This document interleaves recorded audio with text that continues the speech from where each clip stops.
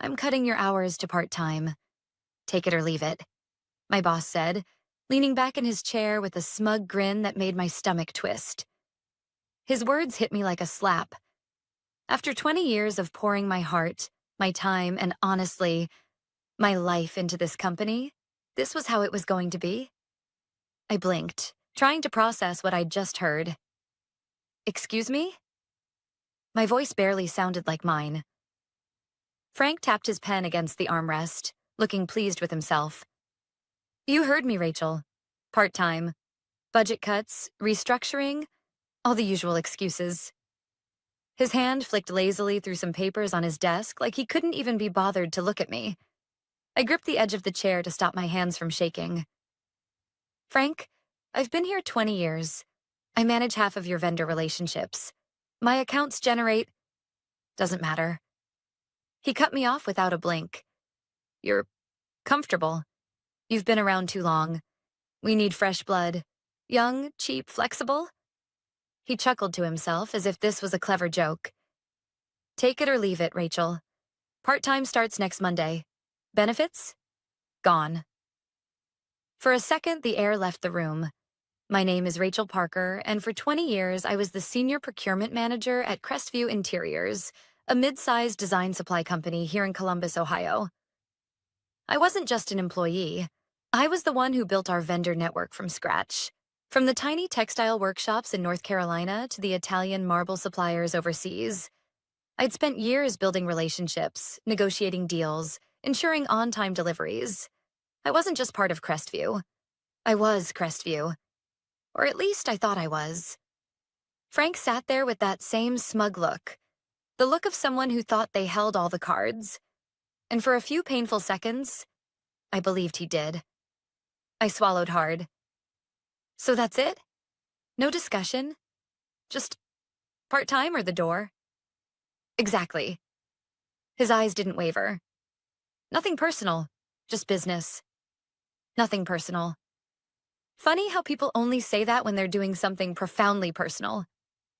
I stood up slowly, smoothing the front of my blazer. My hands were trembling, but my voice came out steady. You know what, Frank? Thank you.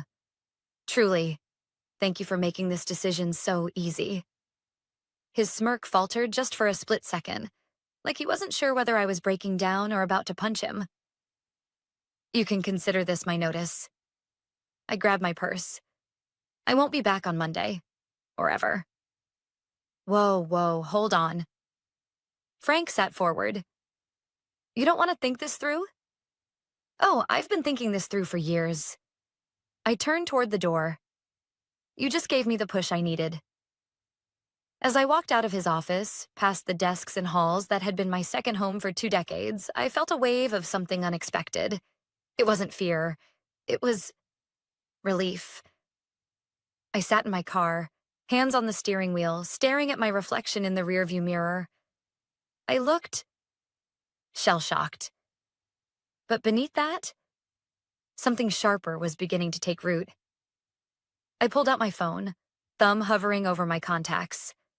I knew exactly who to call. The first name, Marco DeLuca, owner of one of the largest marble import businesses in the Midwest. A man I'd worked with for 15 years. Someone who always said, Rachel, if you ever go out on your own, I'm with you. The second, Karen Lee, Textiles, our biggest supplier for the past decade. She once told me over coffee, Rachel, you're the only reason we put up with Frank's nonsense. And the third, Sanjay Patel, owner of an exclusive hardwood supplier. A friendship built over 18 years of late shipments, crisis management, and late-night problem-solving calls. I scrolled to Marco's name and hit dial. Marco, it's Rachel. Rachel. Hey, how are you? What's going on? His voice was instantly warm. I took a deep breath. Marco, I've got some news. I'm no longer with Crestview. A beat of silence. You're kidding. What happened? Long story, but I'm calling because I think it's time. I'm opening my own shop. Full-service supply for designers and contractors. Smaller, boutique, but run the right way. No bureaucracy, just honest partnerships. He didn't even hesitate. You have no idea how long I've waited to hear you say that. Rachel, we're in. Exclusive contract. No more Crestview. I'll send the paperwork tomorrow. I sat there stunned for a second, and then smiled. One down, two to go. By the time I ended the next two calls, the outcome was the same. All three, my most valuable vendors, agreed to exclusive contracts with me, effective immediately. And here's the thing. Crestview couldn't operate without them. Frank had no idea, not yet, but he was about to find out. As I sat there in my car, phone buzzing with follow-up emails and contract drafts, a thought hit me so sharply it nearly took my breath. 20 years of loyalty, 20 years of giving them everything. And all it took was a smug little sentence from Frank to set me free. He thought he'd cut me down. He had no idea. I'd just begun. I woke up the next morning before the sun had even risen, staring at the ceiling, my mind racing. It wasn't fear. No, this was adrenaline, a feeling I hadn't experienced in years. By 6 a.m., I was already at my kitchen table, laptop open, coffee in hand, drafting the framework for my new business. I didn't even have a name yet. But the contracts from Marco, Karen, and Sanjay were already sitting in my inbox. Signed, sealed, ready. A decade ago, something like this would have terrified me. But today, it felt like freedom. Around 8:15 a.m., my phone buzzed. A text from Thomas, one of the warehouse guys at Crestview. We'd worked together for years. Rachel, something's weird. Trucks aren't showing up. Frank's losing it. Did you hear anything? I stared at the message, a slow smile spreading across my face. Right on time. Meanwhile, inside Crestview's beige, soul-sucking office, chaos was unfolding. I wasn't there to witness it firsthand, but Thomas would later tell me everything. It started with a missing shipment of marble from Marco's company. Frank brushed it off. Probably a delay. Then the textile order from Karen's company was a no-show, followed by the hardwood shipment from Sanjay. 3 separate orders, all marked as canceled. By 10 a.m., Frank was pacing the floor, his tie loosened, barking at the warehouse team, customer service, anyone who'd listen. Call them. Get someone on the phone. Find out what the hell is going on. But the answers weren't what he expected. Marco's assistant. Sorry, sir. We no longer do business with Crestview Interiors. Karen's operations manager. Your account was closed yesterday. Permanently. Sanjay himself. It's not personal, Frank. Business decision. By 11:30 a.m., the reality started sinking in. Crestview's 3 largest supply lines, the backbone of half their product catalog, were gone. Not delayed, not on hold. Gone. And the worst part? There were no alternatives. I knew that. Because I was the one who spent 20 years negotiating those deals. I'd built them to be airtight. Exclusive pricing. Guaranteed delivery schedules. Custom material allocations. Frank had always bragged that Crestview's supply chain was bulletproof. Funny. Turns out the bullet was me. I was sitting at my dining table reviewing logo concepts for my new business when my phone rang. I didn't recognize the number, but I had a pretty good idea who it was. I let it ring twice before answering. Rachel, it's Frank. His voice was tight, strained, but trying badly to sound casual. Hey, quick question. Did something happen with our vendors? I paused, just for a beat. Oh, did they not tell you? I asked, keeping my tone light, polite. They've signed exclusive contracts with me, effective yesterday. Silence. Utter, perfect silence. Wait, what? Are you kidding me? Rachel, come on. You can't do that. We've worked together for... He was sputtering now. 20 years. I finished for him. Yes, Frank. 20 years. I let that hang in the air for a second. And in the end, you thought I was worth part-time hours and no benefits. Okay, let's not do this. he snapped. Look, we can work something out. Come back, full time. We'll discuss a raise. Hell, I'll even talk bonus structure. I almost laughed. The desperation was dripping from every word. Frank, you made it clear yesterday. This isn't personal. It's just business, right? I said, letting his own words slice through the phone line like a knife. Rachel, be reasonable. We have contracts, orders, clients depending on us. You can't just... His voice cracked. He wasn't in control anymore, and he knew it. Oh, I didn't just do anything. I spent 20 years doing this, building relationships you never valued. You made your choice yesterday, Frank. And so did I. I hung up. No yelling, no screaming, no theatrics, just professional silence. Within an hour, my phone lit up with texts. Thomas. Frank is losing his mind. 3 clients already canceled orders. Warehouse is dead silent. Never seen anything like it. Maya from accounting. Did you really sign exclusives with the vendors? Is this real? Lena from sales. Frank's calling emergency meetings. Clients are furious. Honestly, good for you, Rachel. You deserved better. But here's the thing. I didn't take joy in watching Crestview burn. Not really. Because beneath the chaos, the missed shipments and the panicked phone calls, was a deeper truth. This was never about revenge. It was about realizing something that had taken me 2 decades to understand. If you spend your life building someone else's dream, they'll never value you as much as you value yourself. The mistake was thinking loyalty would be repaid. It rarely is. As the sun started setting, I poured myself a glass of wine, leaned against my balcony railing, and looked out over the Columbus skyline. Tomorrow, I'd sign the lease for my new office.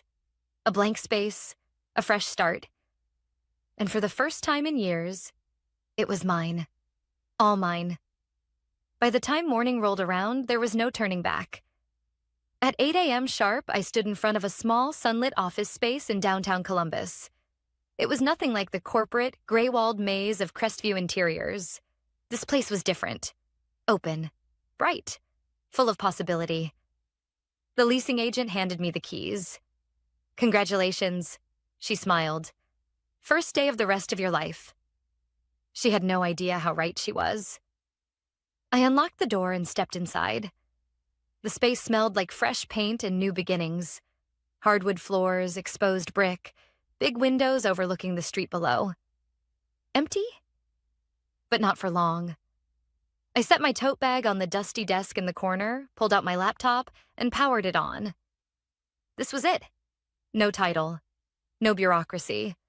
No smug boss leaning over me with backhanded compliments. Just me. And the terrifying, exhilarating reality of starting something from nothing. I spent the next 3 hours filing the LLC paperwork, setting up a business bank account, purchasing a domain name, and registering for all the licenses I needed. It was tedious, overwhelming even. But every form I submitted felt like a brick being laid in the foundation of my future. At 11 a.m., my phone buzzed. It was an email from Karen Lee, my textile supplier. Hey, Rachel, just wanted you to know, we've already informed our entire network that we're exclusive to you now. Also, one of our longtime clients, a luxury design firm, is looking for a new supplier since their current one can't meet demand anymore. Should I connect you? My heart skipped. This was happening. Absolutely, Karen. Please introduce me. I replied immediately, fingers flying across the keyboard. An hour later, I was on a Zoom call with the design firm's CEO, Elena Ortiz, a sharp, no-nonsense woman who ran one of the most sought-after firms in the city. We've heard of you, Elena said, raising an eyebrow. You were the reason Crestview ran so smoothly all these years, weren't you? I smiled, modest but firm. I was the procurement manager. I handled most of the vendor relationships. Yeah, we figured. They've been a disaster ever since you left. Her lips twitched. Let's talk about what you can offer. By the end of the call, I had secured my first major client. A high-end contract that would keep my new company afloat for months. No fancy pitch decks, no middlemen. Just one simple truth. When people trust you, they'll follow you. Meanwhile, back at Crestview, things were unraveling faster than anyone expected. Thomas texted me updates throughout the day. Client cancellations are pouring in. Frank's trying to outsource supply to random vendors, but no one can deliver fast enough. 2 designers walked out today. And Lena, she just gave her notice. She's heading your way. I blinked at the screen. Lena? Sure enough, 10 minutes later, my phone rang. Rachel, please tell me you have room for one more, she said without even saying hello. I can't work there another day. It's a sinking ship. I laughed. Come by the office tomorrow. Let's talk. By 5 p.m., I was exhausted, but a good kind of exhausted. The kind that comes from building, not surviving. I stood by the window, watching the streetlights flicker on, and thought about the last 48 hours. 2 days ago, I was sitting in Frank's office, stunned, humiliated, and heartbroken as he told me I was too expensive for the company I helped build. Now, I was fielding new client calls, reviewing contract drafts, and setting up interviews with talented people who wanted to join me. But as excited as I was, reality still hovered in the back of my mind. Starting a business wasn't just contracts and office space. There were risks, bills to pay, no steady paycheck yet, no safety net. For a flicker of a moment, doubt tried to creep in. What if this fails? What if I made a huge mistake? What if Frank was right, and I really was replaceable? Then my phone buzzed again. This time, an email from Marco, the marble supplier. Just a heads up, Frank tried to call me 6 times today, begged me to resume shipments. I told him politely, no, I'm with Rachel now. For good. I sat back, letting the words wash over me. This wasn't just happening. It was real. And in that moment, staring at the screen, a quiet but unshakable thought settled deep in my chest. I was never replaceable. I was just undervalued. Frank didn't fire me because I wasn't good enough. He fired me because he never believed I'd realize how much power I actually held. As I shut down my laptop for the night, one final text popped up from Thomas. You might want to check Crestview's Google reviews. Looks like the clients are figuring it out too. I opened the page and scrolled. Review after review. Orders delayed. No materials. What happened to the old team? If Rachel's gone, so are we. This company isn't the same anymore. Unreliable. Disorganized. I laughed quietly. Frank's empire was crumbling. And mine? It was just beginning. By Monday morning, my tiny office no longer felt empty. It was buzzing. Lena arrived at 8 a.m. Sharp, coffee in hand, a determined look on her face. I couldn't sleep. I'm ready. Let's do this, she said, dropping her bag next to a secondhand desk we'd found over the weekend. By noon, I'd hired Maya from accounting, who walked out of Crestview Friday afternoon after her 3rd unpaid overtime week. I realized something, she told me, sliding her resignation letter across Frank's desk. If you can afford marble floors for the executive lounge but can't pay your staff, I'm out. I spent the next few hours creating our service catalog, setting pricing models and drafting marketing emails to potential clients. My inbox was filling faster than I could respond. Word had spread, faster than I ever imagined. By 3 p.m., we secured our second major client, a commercial design firm that had worked with Crestview for years but was now deeply dissatisfied with recent supply chain failures, as they politely put it. And while my little team was building, back at Crestview, everything was falling apart. Thomas texted me updates almost hourly. Rachel, Frank called another emergency meeting. 2 more clients pulled their orders today. He tried to patch things with Karen. Total failure. She told him, quote, you should have valued Rachel while you had her. Oh, and get this. He's offering Lena's old accounts to interns. Interns. Then, just after 5 p.m., my phone buzzed again. An unknown number. I didn't even need to guess. I picked up. Rachel, it's Frank. His voice was thinner this time. Not the arrogant, smug tone from last week. Number this was different. tight, controlled, but strained underneath. I've been meaning to reach out. Look, this has gotten out of hand. I think, I think we should talk. I raised an eyebrow, even though he couldn't see it. Talk about what, Frank? Look, I may have acted hastily last week. Cutting your hours, it wasn't personal. The company's under stress. You know how these things go. Do I? I said coolly.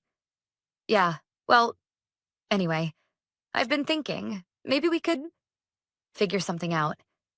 Maybe bring you back, full-time, better title, better pay. Senior operations lead. We'll put the past behind us. I let the silence stretch for a long, delicious moment.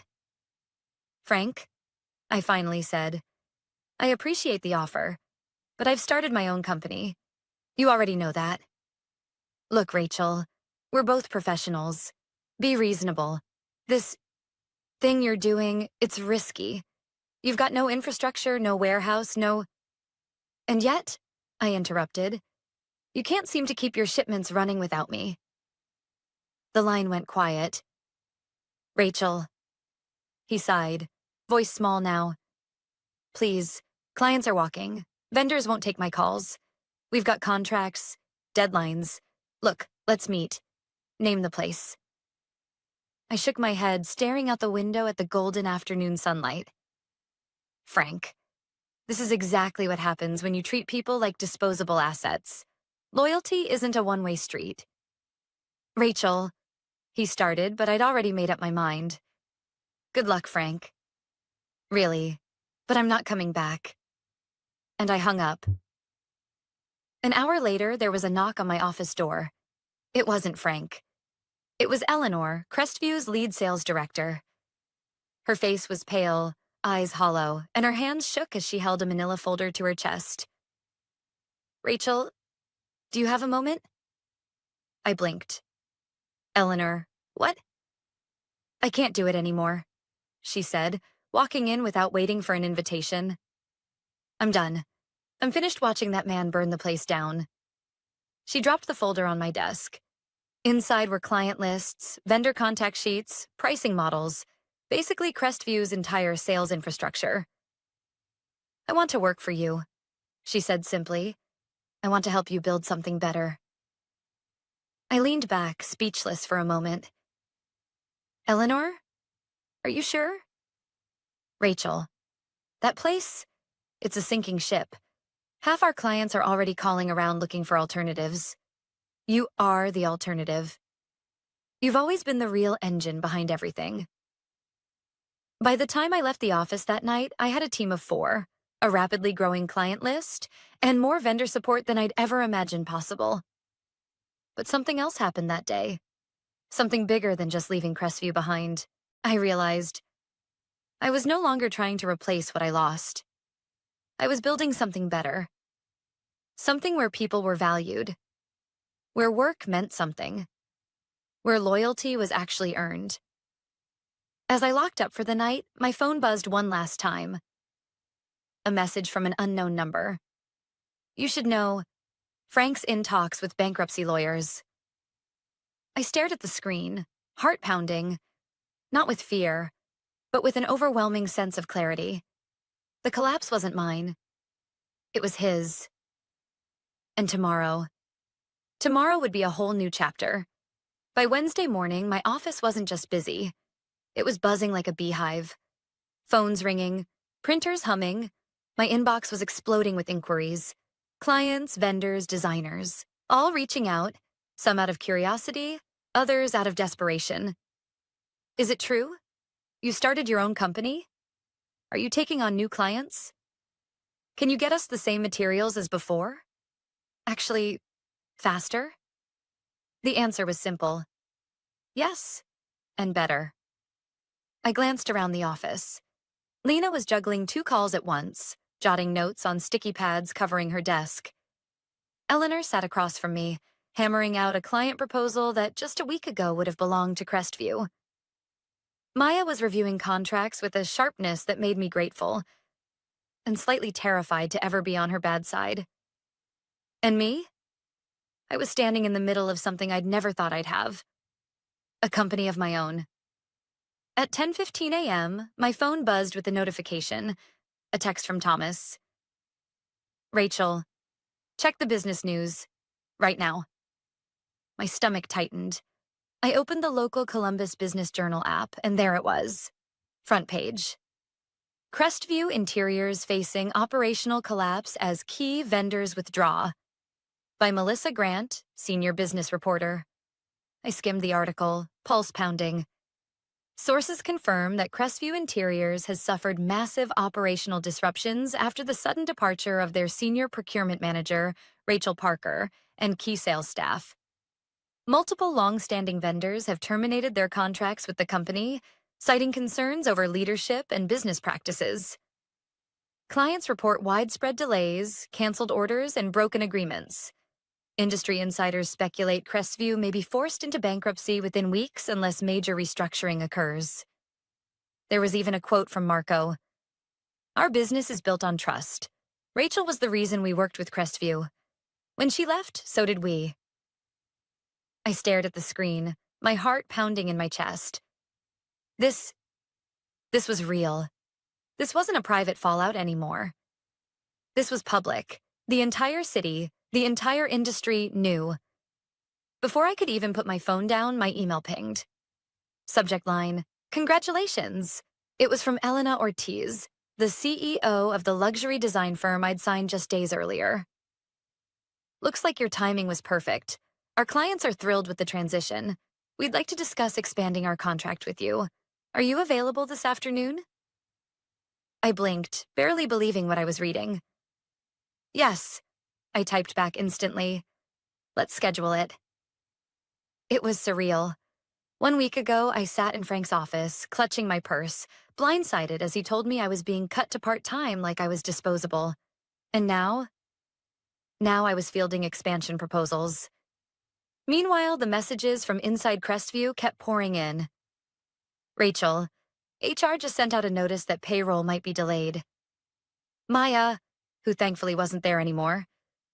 Frank just stormed out of the office. Someone said he was yelling at his lawyer on speakerphone.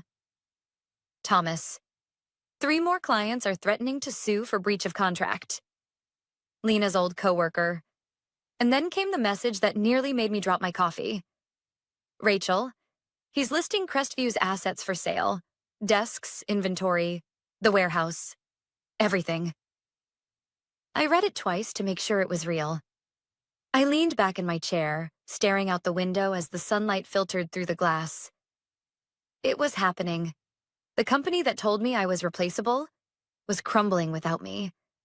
And not because I sabotaged anything. Not because I stole anything. Not because I plotted some grand revenge. They collapsed because they never understood the simple truth. When you don't value the people who build your company won't survive. Later that afternoon, I met with Elena and her team. What started as a check-in quickly turned into something much bigger. Rachel, she said, folding her hands, we'd like to make you our primary supplier for the next 2 years. Exclusive. You've proven yourself faster than anyone I've worked with in this industry. My throat tightened. Elena, that's an incredible offer. Not just an offer, she smiled. It's a partnership.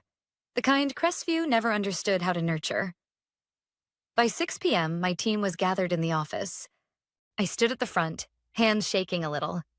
But not with nerves. With disbelief. With pride. Everyone. We did it. We passed our first milestone. We are officially profitable as of today. There were cheers, hugs, a few happy tears. I wasn't sure if one of them was mine. I raised my glass of cheap sparkling wine. To the company that values people, to the clients who believe in us, and to the future, which is ours to build. Glasses clinked, laughter filled the room, and for the first time in my career, I knew I was exactly where I was meant to be. As I locked up for the night, a single thought floated through my mind like a quiet whisper. This isn't revenge. This is rebirth. It was exactly 4 weeks to the day since I walked out of Frank's office for the last time. 4 weeks since I was told I was too expensive. 4 weeks since someone who never understood my worth tried to reduce me to part-time. After 20 years of building his company. And now, here I was, standing in my own office, watching my team buzz around, fielding calls, confirming orders, onboarding new clients. My company was no longer just an idea. It was real. Thriving. Growing. I glanced at the framed sign we'd hung above the entrance just last week. Parker & Company, Supply Solutions. Simple. Clean, but powerful. My name. My future. At 9:15 a.m., Lena walked in holding a coffee cup and an envelope. "You're going to want to see this," she grinned, dropping it on my desk. I raised an eyebrow, peeling it open. Inside was a printed screenshot of a public bankruptcy filing notice. Crestview Interiors, LLC, filing under Chapter 7. Complete liquidation. It was official. Crestview was gone. I stared at it for a long moment. It wasn't joy I felt. It wasn't triumph. It was closure. The final punctuation mark on a chapter that, for so long, I thought would define me. "Guess who's looking for a job?" Lena added, pulling her phone out and scrolling. "Frank, posted on LinkedIn last night. Open to work. Seeking senior leadership roles in operations or supply chain." She rolled her eyes. Wonder how he'll explain that to recruiters. I didn't say anything at first, because the truth was, I wasn't angry anymore. I wasn't even bitter. In a strange way, I was grateful. "You know the funny part?" I said, leaning back. Frank always thought he had the power. He thought he was the reason Crestview survived, the reason clients stayed, the reason vendors signed. But it was never him. Lena nodded. "It was always you." "No." I shook my head. "It was always the people. The ones who showed up every day. Who built relationships, managed the chaos, solved the problems. The people he thought were disposable." Just then, my phone buzzed. A text from Karen Lee, my textile vendor. "Just got a call from one of Crestview's old clients. They're desperate. I told them to call you." A second buzz. This time from Marco. "Rachel, FYI, one of the big developers downtown wants to meet with you. They're shopping for a new primary supplier since, well, you know." And a third from Sanjay. "Congratulations, Rachel. Feels good to work with someone who actually knows the business. Let's grow this thing together." I smiled, setting the phone down. This wasn't luck. This wasn't an accident. This was the direct consequence of knowing my worth, of walking away the moment someone showed me they didn't. At noon, my team gathered in the conference room for our weekly check-in. The energy was electric. Clients were coming in faster than we could onboard them. The backlog was already big enough to justify expanding. "We need more space," Maya said, flipping her laptop around to show the numbers. "At this rate, we'll outgrow this office in 6 months." "Good problem to have," I smiled. "A warehouse would solve half our issues," Eleanor added. "I know a property manager who can show us a few listings." "Let's do it," I said. "Start the calls. Let's think big. No limits." As the meeting wrapped up, I looked around the room. These weren't just coworkers. These were the people who believed in me, who left comfort for risk, who chose me, not because of a paycheck, but because of trust. And then, as if the universe had one last plot twist left, my receptionist poked her head in. "Rachel, there's someone here asking to speak with you. Walk in. Says it's urgent." I frowned. "Who?" She hesitated. "Frank." For a second, the room went completely silent. Lena blinked. Maya's jaw actually dropped. "He's here?" Eleanor whispered. "What does he want?" "I don't know," I said, standing. "But let's find out." I walked to the front lobby, and there he was. Frank, formerly smug, formerly untouchable. Now, smaller. His suit was wrinkled. His tie hung loose. The man who once wielded control like a sword looked defeated. "Rachel," he started, forcing a smile that didn't reach his eyes. I just wanted to say, congratulations. Seems like you're doing well. I crossed my arms, waiting. Look, I made some mistakes, he continued, his voice cracking. I underestimated you. I didn't realize how important you were. To the company, to the vendors, to everyone. I nodded slowly. You didn't, but now you do. He shifted awkwardly.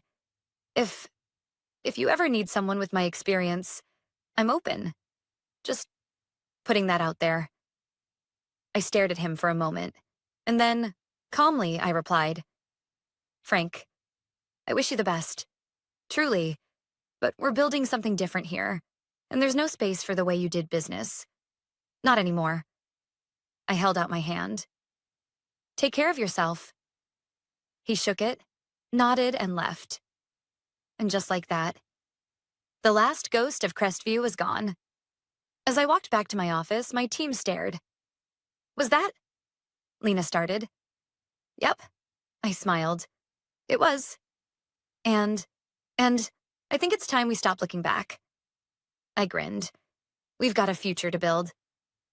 I sat back at my desk, watching the sun pour through the window, and a final thought settled quietly in my heart. The power was never theirs. It was mine. It always was. And now, it was time to own it.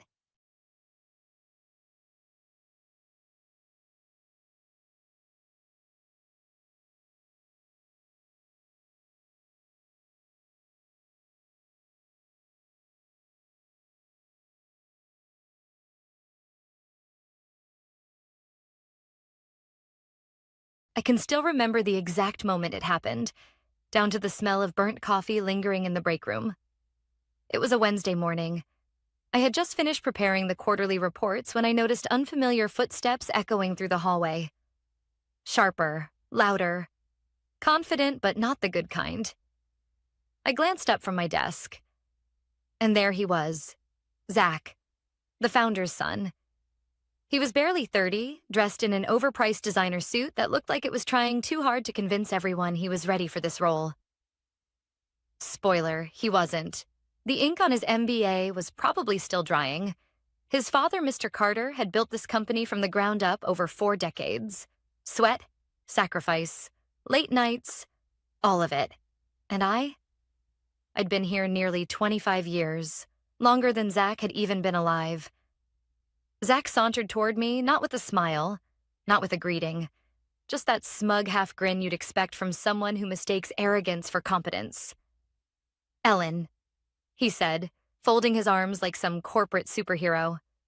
Come to my office, now.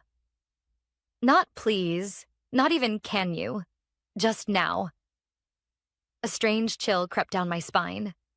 Something was off. I followed, clutching my notebook, trying to convince myself this was just a misunderstanding. Maybe he wanted an update on the financial forecasts. Maybe. But deep down, something told me. I knew. The moment I stepped inside, he didn't even offer me a chair. He turned, leaned against his father's old oak desk, the same desk I'd seen Mr. Carter sit behind hundreds of times with humility and grace, and said, like he was commenting on the weather, "This isn't going to take long." Then came the words, "You're irrelevant." I blinked. Excuse me? A slow chuckle escaped his lips, the kind that crawls under your skin. Look, no hard feelings, but you're from a different era. We're moving in a new direction, faster, smarter, leaner. You've been here too long. You're comfortable. That's not what this company needs anymore. I stood frozen. For a second, I thought maybe I'd misheard him. Maybe this was a joke. A bad one. But the dead look in his eyes told me otherwise. You're firing me? He smirked wider. Exactly. Pack your things. Security will escort you out within the hour. My fingers tightened around the notebook in my hands. I could feel the blood draining from my face. I wasn't just a random employee. I was the senior contracts manager. I had written most of the operational contracts this company still depended on. I had been the one who navigated us through the 2008 financial crash, the one who secured the three biggest clients still paying our salaries. And yet, here he was, this child in a suit, throwing me out like I was a broken stapler. I swallowed the lump forming in my throat. On what grounds? I managed to ask, keeping my voice steady. His answer? A lazy shrug. It's called restructuring. Look it up. I stood there, chest pounding. My mind raced through every emotion. Anger, disbelief, humiliation. A million things I wanted to say, to shout even. But I didn't. Instead, I smiled. Not because I wasn't shattered, but because I suddenly realized something. He didn't know. He had no idea. Without another word, I turned, walked out of his office, and straight past the gawking stares of my coworkers. Some whispered. Some didn't dare look at me. But none of them stepped forward. I didn't blame them. In corporate life, self-preservation is currency. Back at my desk, I packed slowly. Mechanical, phone charger, family photo. That little ceramic mug from the company's 15th anniversary party. Ironic now. And as I slid the drawer shut for the final time, I glanced over at the glass wall of the boardroom. Zach was inside, shaking hands with a group of investors, smiling, pretending to be something he wasn't. I walked out of that building with my head held high. Not because it didn't hurt, not because I wasn't angry, but because I knew something Zach didn't. There was a clause, a very specific clause, hidden, subtle, but ironclad, inserted into the contract with our biggest client 5 years ago, at Mr. Carter's request. Back then, after a botched negotiation nearly sank the company, Mr. Carter asked me to draft a provision. It stated that only I, Ellen Walker, had the legal authority to negotiate, renew, or modify the agreements with that client. Without me, the contract was void. Completely. And Zach? He hadn't read it. Not yet. As I sat in my car, hands trembling, staring at the steering wheel, one thought drowned out everything else. Let's see how cocky you are tomorrow, Zach. I didn't have to wait long, because the next morning, the call came. And when it did, the very first words I heard were not a greeting. It was Mr. Carter, and he was roaring. Do you even know who she is? Read the contract. Right. Now. My phone buzzed again. I stared at it, thumb hovering over the answer button. Mr. Carter, the founder, the man who built the company from nothing, a man I respected more than anyone in my professional life. I took a deep breath and pressed answer. His voice hit me like a thunderclap. Ellen, why the hell am I hearing that you've been fired?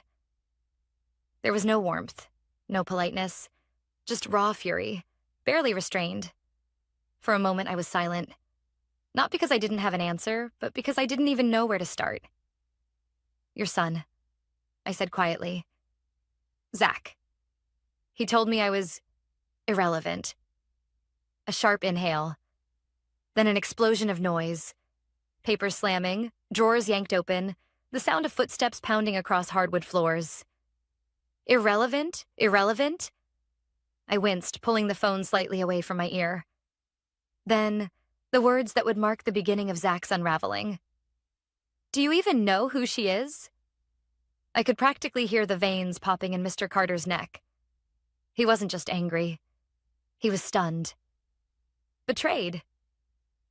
The son he'd trusted to carry on his legacy had made a move so catastrophically stupid, it left him breathless. Read the contract, Mr. Carter growled at someone in the background. Read the contract right now. A pause. Then muffled voices. Papers flipping. The tension on the other end of the line thickened into something suffocating. Then, absolute silence. Long, heavy, deafening. I stayed perfectly still, gripping the steering wheel of my car, parked right outside my apartment building, heart pounding so loudly I thought it might echo through the phone. And then, a different voice. Zach's. Low, Uneven. Shaky. What is this? Mr. Carter didn't even try to contain himself. You didn't read it, did you? You arrogant fool. You walked in here thinking you knew everything, and you didn't even read the fine print. Another shuffle of papers. More silence. Then Zach again. His voice cracked now. It says she's the sole authorized negotiator on the Dalton account. No modifications, no renewals, no discussions without her signature. Correct, Mr. Carter spat. Correct. Because 5 years ago, after your bright idea to negotiate without legal review nearly cost us $8 million, I told Ellen to draft that clause. For protection. And now? I could hear him slamming something, his hand probably on the desk. You fired the one person holding together our most lucrative contract, the contract that accounts for over 30% of our annual revenue. Zach stammered. I didn't... You didn't think. That's the problem. The call went quiet for a moment. Then Mr. Carter came back directly to me. Ellen, where are you right now? I cleared my throat. At home, waiting to see how this unfolds. A deep sigh. The sound of a man realizing the depth of the hole his own son had just dug. Ellen, I am so deeply sorry for what my son did. And I need you. I need you to come in. Immediately. Dalton's renewal meeting is at 10. If you don't show, the entire deal collapses. A strange mix of emotions swirled in me. Part of me wanted to let it burn. Let Zach face the consequences of his ignorance. Let Mr. Carter see just how wrong his decision had been to hand the reins to someone so profoundly unqualified. But another part of me, the part that had dedicated 25 years to this company, that had built relationships, that took pride in the integrity of my work. That part wasn't ready to see it all go up in flames. I paused, then spoke carefully. I'll consider it, I said, but not without conditions. Silence again, then a low, measured response. Name them. My hand stopped trembling. I want everything in writing, I said. My role, my authority, my job security. And I want Zach nowhere near me, nowhere near my department, no power over my work. Zero done, Mr. Carter said without hesitation. And one more thing, I added, voice sharp now. I'm not walking through the employee entrance. A chuckle. Dry.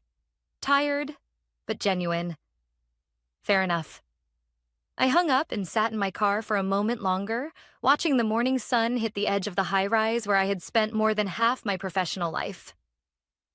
Then my phone buzzed again. 3 missed calls, all from Zach. I didn't answer. The 4th buzz was a text. I glanced down. Ellen, this was a misunderstanding. Let's be professional about this. We need you back. Call me. I smiled. A slow, satisfied, deliberate smile.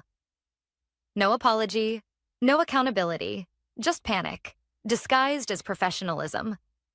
I pocketed the phone, stepped out of the car, and straightened my jacket.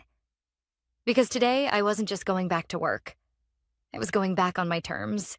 And something told me. Zach had no idea just how bad this day was about to get. By the time I arrived at the office, it was just after 9:30 a.m. But this time, I didn't park in the employee lot. I pulled right into the visitor's entrance, the front circle usually reserved for board members and VIP clients. I stepped out of my car, heels clicking against the marble pavement, head high, heart steady. Every step felt different. I wasn't walking in as someone begging for her job back. I was walking in as someone who suddenly remembered her worth. The receptionist, a young woman named Claire, jumped up the second she saw me. Her eyes widened. Clearly, word hadn't gotten to her yet. Ms. Walker, I wasn't expecting... I offered a polite smile. Mr. Carter is expecting me. You can let him know I'm here. She nodded so fast I thought her head might fall off. Yes, right away. Behind me, I could already feel it, the subtle shift in the atmosphere. Heads turning, conversations pausing mid-sentence, fingers freezing on keyboards. I stepped into the elevator without waiting for an escort. As the doors slid closed, my phone buzzed. Another message from Zach. "Ellen, please respond. You can't just ignore this. We're all on the same side here." I chuckled under my breath. The same side? Sure. That's rich. The elevator dinged, and as the doors opened, I walked straight into the executive floor, normally a place I'd only be summoned to for high-level contract meetings. Now, I was here by invitation, on my terms. At the end of the hallway stood Mr. Carter. He was waiting, and he wasn't smiling. His face was tense. He looked tired, ashamed even. "Ellen," he nodded. "Thank you for coming." I gave a polite nod but didn't extend my hand. Let him feel the distance. Let him know this wasn't business as usual. "Let's talk in my office," he gestured. As we stepped inside, I noticed immediately. Zach was already there, sitting in the corner, pale, jaw tight, shoulders tense. His phone sat face down on the table, his fingers fidgeting against it like it was some kind of lifeline. The moment he saw me, his expression shifted, like a man watching the gallows being built for him. I didn't look at him. Not once. Mr. Carter closed the door behind us and took a deep breath. "Ellen," he began, "I want to start by saying this. What happened yesterday was unacceptable. I should never have allowed Zach to act with unchecked authority. That was my mistake." I remained silent. Let him talk. Let him stew in it. "You are not irrelevant," he continued, voice softer now. "You are one of the most valuable people this company has ever had." Zach shifted uncomfortably in his seat, but said nothing. Mr. Carter pulled out a folder and slid it across the desk toward me. "Your new contract. As we discussed, Director of Strategic Partnerships. Effective immediately. Full authority over the Dalton account and all related contracts. No interference. From anyone I opened it, scanning quickly. My lawyer would review it later, but even at a glance, it was solid. My terms, my protections, my autonomy." I nodded once. Accepted. Then, for the first time since I walked in, I turned and looked directly at Zach. "You tried to erase me," I said quietly, evenly. "But you didn't read the fine print." His eyes darted away. "You thought you could walk in here, wave around your last name, and undo 25 years of work, relationships, and trust with the stroke of a pen." "Ellen, look," he started. "No." I cut him off, voice sharper now. "You don't get to speak. You don't get to explain. Not to me." I turned back to Mr. Carter. "The Dalton meeting is scheduled in 20 minutes. I assume we're still going forward?" He nodded quickly. "Yes, Mr. Dalton's team is already in the conference room." "Good," I said. "Then we don't have time for pointless apologies." I stood, straightened my jacket, and headed toward the door. But just as I reached for the handle, Mr. Carter's voice stopped me. "Ellen," he said quietly, "after this meeting, we'll need to talk. About the future." I paused. "Of the company," he added. Then, more pointedly, "and about Zach." I didn't respond. I didn't have to. Because as I opened that door, what I saw confirmed everything I already knew. The hallway was lined with people, employees who had heard the rumors, the whispers, the fallout. Some pretended to be busy. Others just watched. And when I walked toward the conference room, it wasn't with the cautious, careful steps of someone begging for a second chance. It was the stride of someone who knew. She was the reason this place hadn't fallen apart already. I glanced sideways through the glass wall of the conference room. There sat Mr. Dalton and his team, waiting. On the other side of the glass, pacing like a caged animal, Zach. His face wasn't smug now. It was pale, tight, panicked. And as I opened the conference room door, I watched him stop mid-pace, jaw locking, eyes widening. Because in that moment, he realized something. This wasn't his company anymore. Not in any way that mattered. The moment I stepped into the conference room, the atmosphere shifted. Not just for me, but for everyone sitting at that polished mahogany table. Mr. Dalton, a stern man in his late 50s, turned immediately. His expression softened when he saw me. His two senior advisors, Lena and Mark, exchanged glances but nodded in acknowledgement. "Ellen," Mr. Dalton said, standing slightly. "Good to see you." I offered a polite, measured smile. "Thank you for waiting." His eyes narrowed for a brief moment. I was starting to wonder if, well, you know. His gaze flicked toward the glass wall, toward Zach, who was still pacing outside like a shark denied the water. "Oh, I know," I replied calmly, sliding my files onto the table. "But rest assured, we're proceeding as planned." Mr. Carter entered a moment later, closing the door behind him firmly. He nodded at the Dalton team but avoided looking at his son entirely. "Apologies for the confusion," he said. "There's been internal restructuring." A diplomatic way to phrase, "My son tried to tank the company." Mr. Dalton raised a skeptical brow. "We've been doing business together for, 13 years now?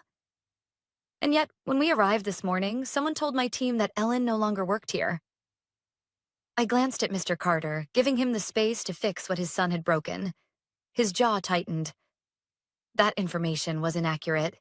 Ellen remains the sole authorized negotiator for this contract, as per the terms we all agreed upon 5 years ago. Dalton's eyes flicked to me. So that clause was real. I gave him a slight nod. Very real. Lena leaned forward. "I assume then the rumors about changes in leadership are also inaccurate." I kept my expression perfectly neutral. "We are here to discuss the future of this partnership. Everything else is noise." Dalton cracked a grin. "Glad to hear it." Outside the glass, I caught sight of Zach, still pacing, phone pressed to his ear. His face was red, his movements frantic. He was watching, but he couldn't come in. He had no authority here, not today, and he knew it. "Let's begin," I said, flipping open the final draft of the contract renewal. "As discussed in our previous correspondence, the terms have been adjusted to account for the increased logistics costs on your side." For the next 40 minutes, it was business. Precise, professional. Exactly the kind of high-stakes negotiation I'd handled dozens of times before. But never with quite this much on the line. Every glance from Mr. Dalton carried an unspoken question. Is this company stable? Are they still the partner we trust? Every line of the contract was a chance to reassure him that, yes, we were. Or rather, I was. Mr. Carter mostly stayed silent, observing, occasionally nodding. It was clear, even to the Dalton team, that this wasn't his show anymore. Not in this room. This was mine. As we neared the close, Mr. Dalton leaned back in his chair, tapping his pen against his notebook. "I have to admit," he said, voice low but firm. "When we heard Ellen was out, we were already preparing to walk." Mr. Carter flinched but said nothing. Dalton continued. "But seeing her here, knowing she's still handling this, that makes all the difference." He clicked his pen shut and smiled. "You have a deal." Relief didn't hit me like a wave. It was quieter than that. More like the tension in my chest slowly releasing, inch by inch. We stood, shook hands. Lena and Mark followed suit. "By the way," Dalton added as he gathered his things, "you might want to tighten your chain of command. Chaos isn't a good look." Mr. Carter nodded stiffly. Understood. As the Dalton team filed out, I walked them to the elevator. Lena paused before stepping in.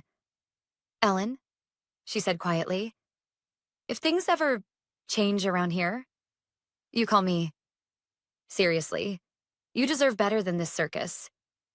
I smiled, genuine this time. "Thank you, Lena. I'll remember that." As the elevator doors closed, I turned back toward the conference room, just in time to see Zach storming toward me. His face was twisted, anger, panic, disbelief, all rolled into one. "You just had to make me look bad," he spat, voice low but shaking. I tilted my head, completely calm now. Zach, you did that all by yourself. He opened his mouth to respond, but a voice cut through the hallway before he could. Zach. It was Mr. Carter. His tone was cold. Final. My office. Now. Zach looked like he wanted to protest, but one look at his father's face told him better. I watched as they disappeared down the hall, the tension between them so thick it felt like the air itself might snap. For a moment, I stood there alone. 25 years, 2 hours of negotiations, and everything had changed, or was about to, because the Dalton deal was secure. But I knew this wasn't the end, not even close. Zach wasn't the kind of man who accepted defeat quietly, and something in Mr. Carter's face told me a reckoning was coming. I straightened my jacket, exhaled slowly, and headed back toward my desk. But I couldn't shake the feeling. This wasn't over, not by a long shot. For the next few days, the office felt different. Not just because the Dalton deal was signed, not even because Mr. Carter had made it clear. I was back, with more authority than before. No, the change was something less visible, but more chilling. People were watching me. Some smiled when I passed. Quiet, cautious smiles, the kind that said, "Glad you're back, but we're keeping our heads down." Others couldn't even meet my eyes. Their conversations dropped to whispers the moment I stepped into the hallway. You could almost feel it in the air. An electric tension, like the entire building was holding its breath. Zach wasn't pacing anymore. But he wasn't gone either. His office door stayed shut most of the day. But every now and then I'd catch glimpses. Him slipping into closed-door meetings with a few department heads, leaning over someone's desk, whispering, sometimes laughing, but never looking in my direction. I knew that laugh. I'd heard it before, right before he fired me.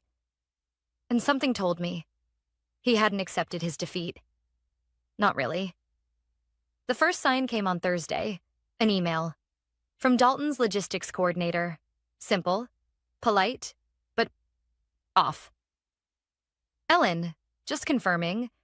You requested the shipment schedule be pushed back 2 weeks? Seems unusual given the contract terms, but happy to proceed if that's the case. My stomach dropped. I hadn't sent that request. Not even close. I pulled up my sent folder. Nothing. I checked the email thread. Sure enough, there it was. An email with my signature, my exact formatting, my closing line, best Ellen, everything. Except I didn't write it. A cold chill spread across my back. I forwarded the message to Dalton immediately. This request was not sent by me.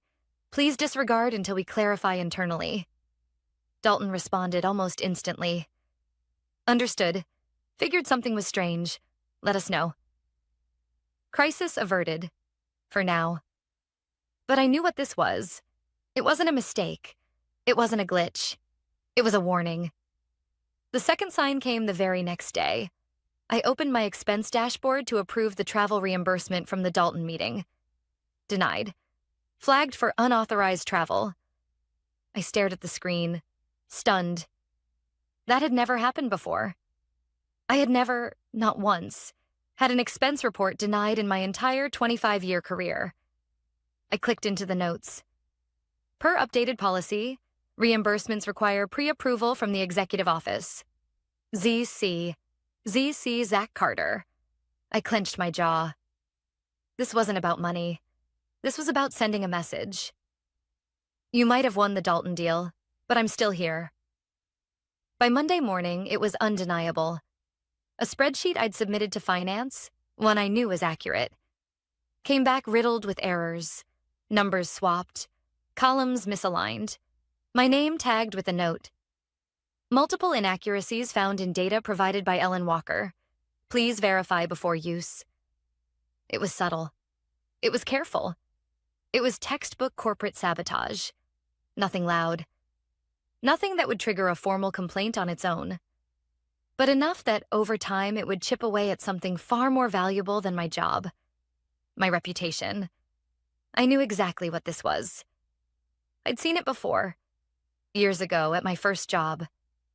A senior manager who couldn't confront problems head on, so he'd start quietly closing doors around you.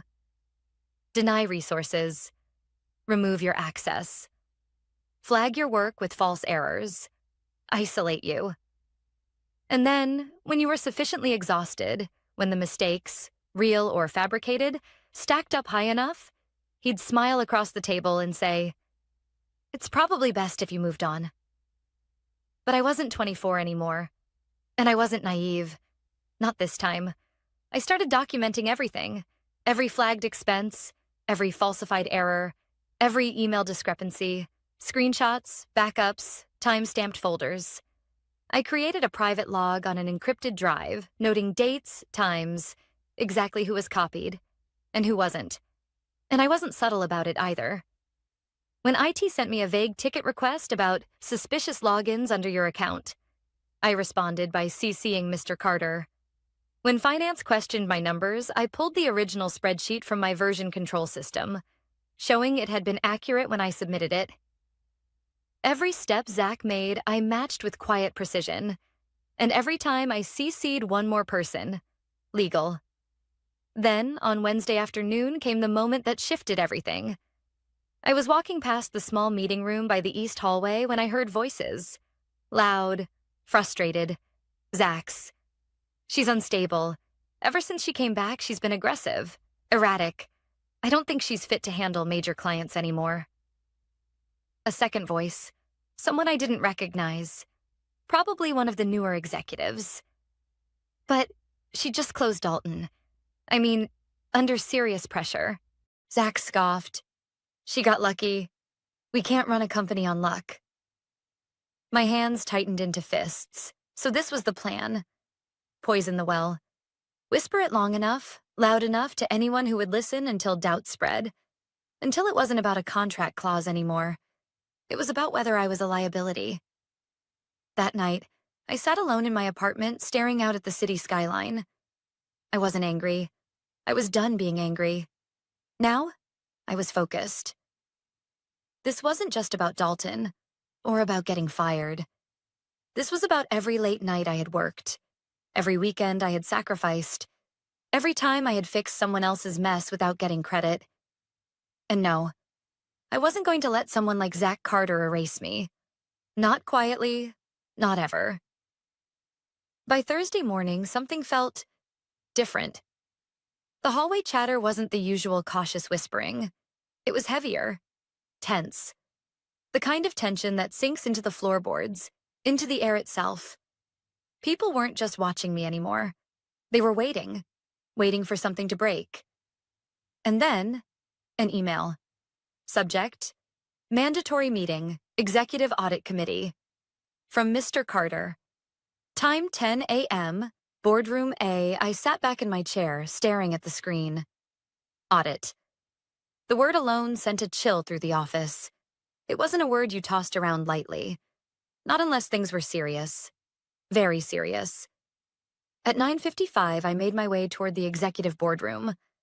The hallway was lined with faces, some pretending to check their phones, others blatantly staring. Everyone knew this wasn't just a normal meeting. When I stepped inside, the room was already half full.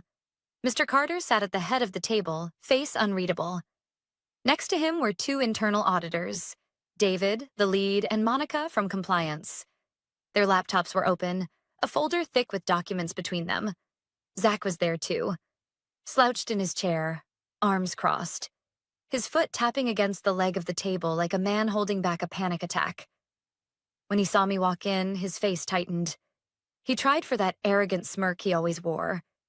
But it flickered, faltered, because even he knew this wasn't going to go his way. "Thank you, everyone," Mr. Carter began, his voice colder than I'd ever heard it. "This meeting concerns recent irregularities flagged by our internal audit." David cleared his throat, flipping open the folder. "We've spent the last week investigating a series of system anomalies, login irregularities, altered spreadsheets, falsified communications. Our findings show that these were not external breaches, they were internal. He turned his laptop slightly, displaying a web of login logs.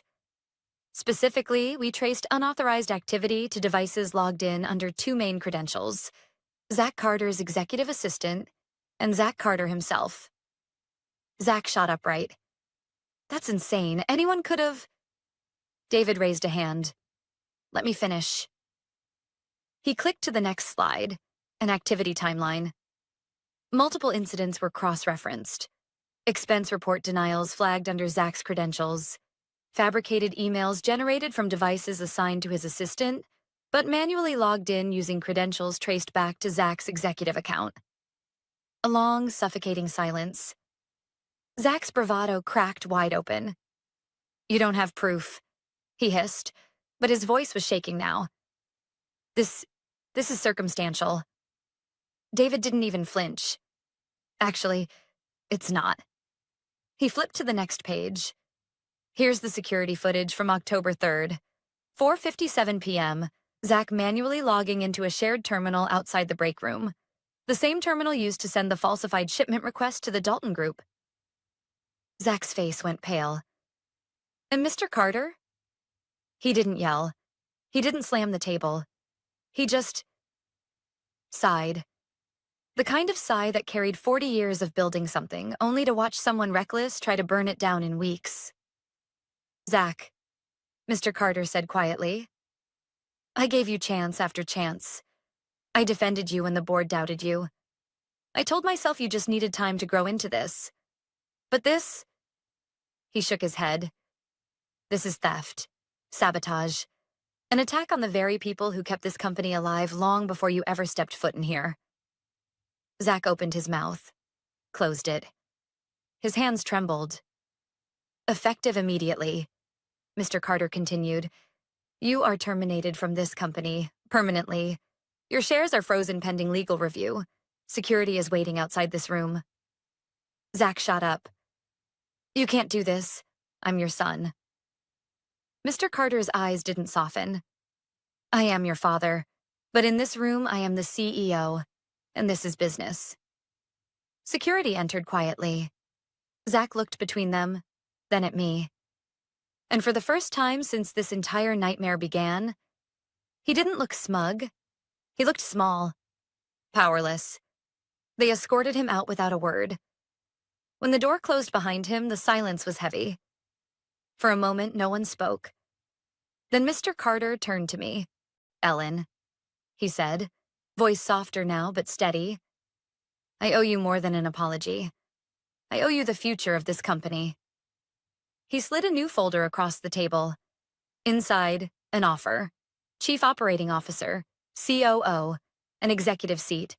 Full authority over client relations, contracts, and internal operations. Reporting directly to Mr. Carter. No one else. I don't just want you to stay, he said. I want you to help me rebuild this, the right way. I sat there for a long moment, processing it, feeling every emotion swirl together. Vindication, relief, and something else. A quiet kind of pride. I'll do it, I said, but on one condition. His brows lifted. Anything. No more looking the other way, I said. No more protecting people because of who they are. Not family, not friends, not anyone. His gaze didn't waver. Agreed. That afternoon, as I walked back through the office, the energy had shifted entirely. People smiled, not the cautious, guarded smiles from before. Genuine. Grateful. A junior analyst I barely knew gave me a thumbs up as I passed. Someone from HR mouthed, "Thank you." And I realized, this wasn't just my win. It was a win for everyone who had ever been dismissed, underestimated, or pushed aside by someone who thought power was their birthright. I reached my new office, temporary for now, while renovations were underway. I stood for a moment, looking at the blank nameplate on the door, and I smiled. Because this wasn't just a comeback. It was a reminder. You don't get to erase people just because you're holding the pen.